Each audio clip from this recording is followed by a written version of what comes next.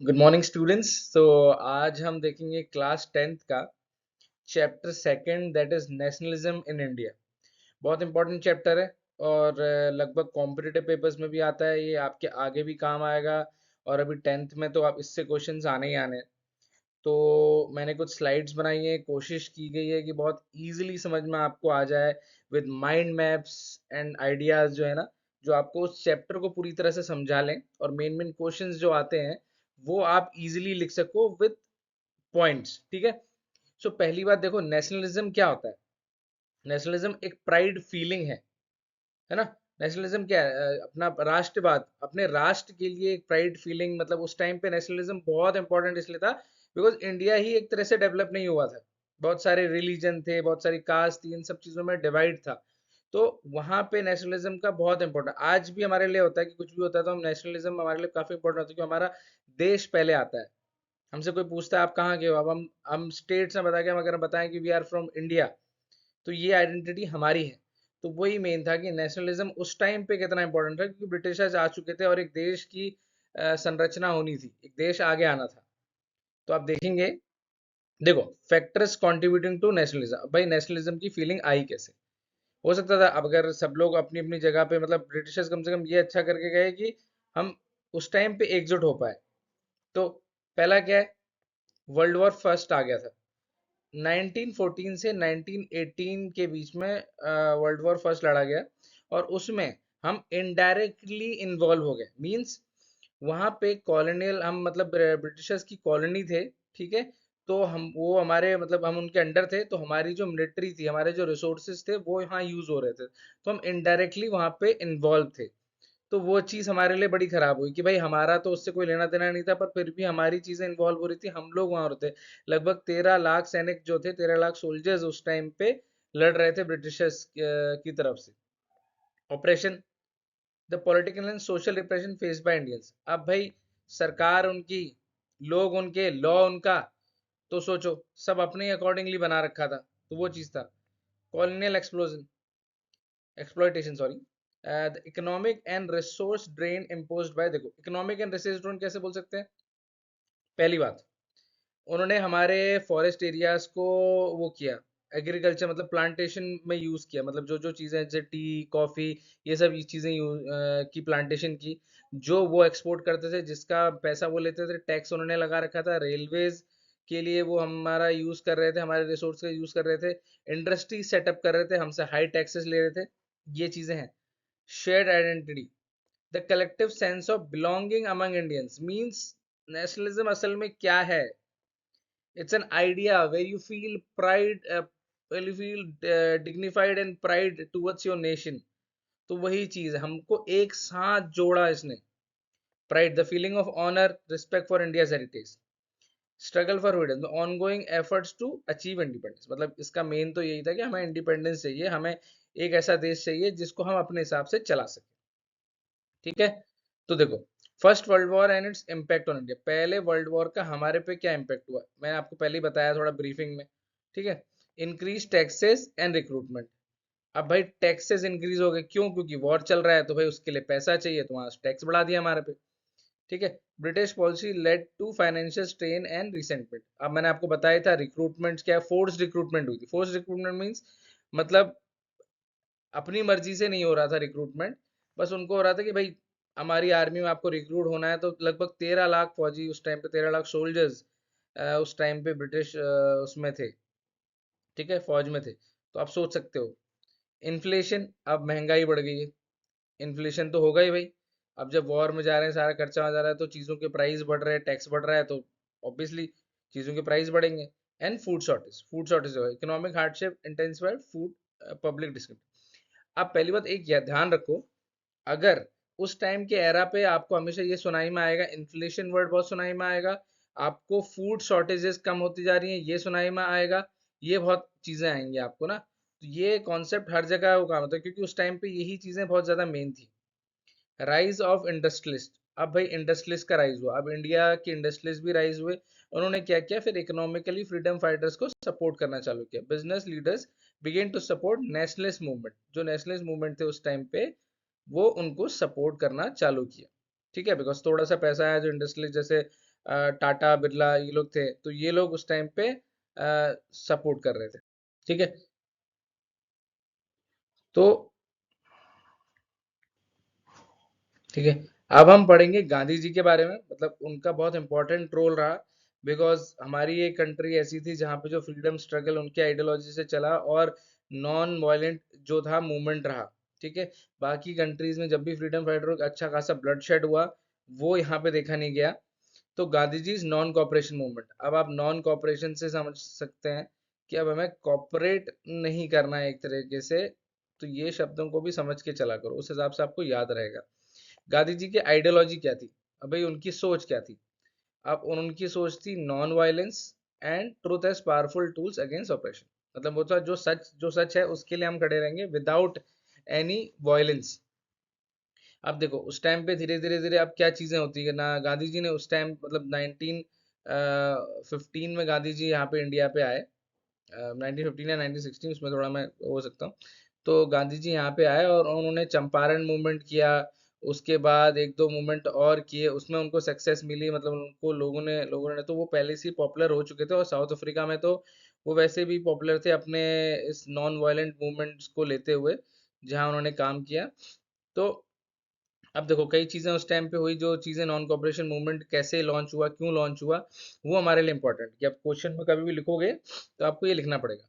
पहले देखो Rowlatt act था 1919 में, रॉलेट एक्ट पास हुआ जिसमें ब्रिटिशर्स ने क्या किया, विदाउट ट्रायल वो किसी को भी 2 साल के लिए इम्प्रिजमेंट कर रहे थे, बिना पूछे बिना वो चीजें, तो इस चीज का भी आउटरेज था। ठीक है।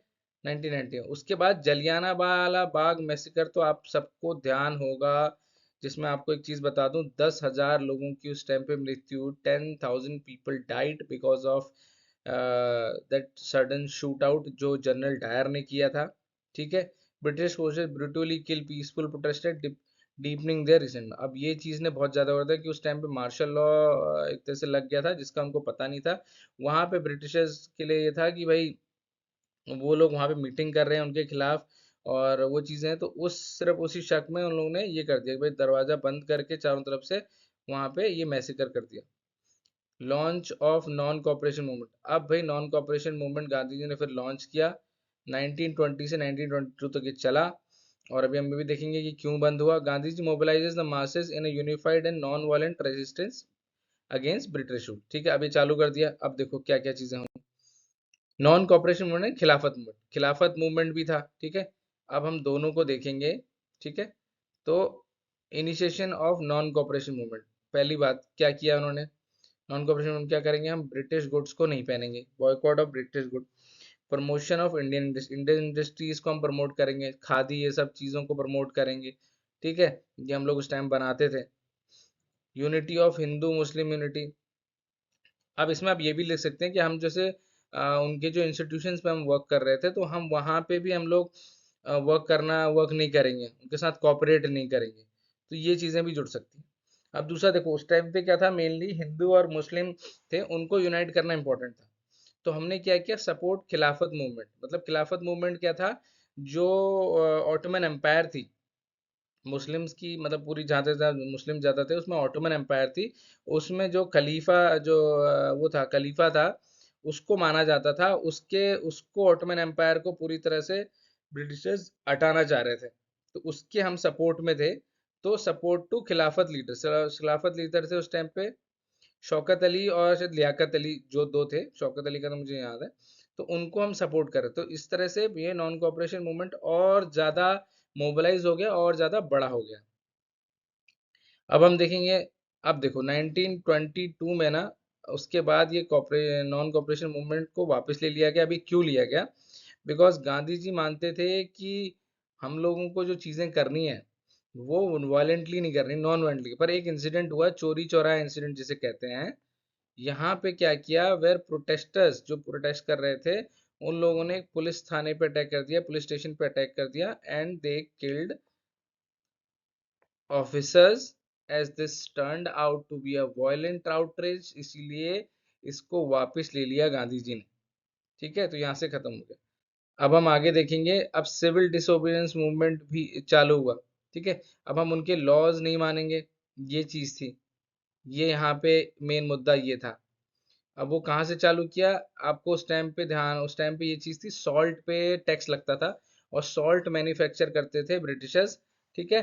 तो वो बेसिक एक तरह से वो थी, this was the basic need, and now also it's a basic need. Salt हर कोई खाता है, सॉल्ट उस टाइम, तो उस टाइम पे ये था कि भाई उस पे टैक्स क्यों लग रहा है, ये तो सबकी बेसिक नीड है, एसेंशियल आइटम्स में आता है, इस पे टैक्स ना लगे। तो उसको अपोज किया, British salt tax imposition, the British impose tax on salt essential for survival.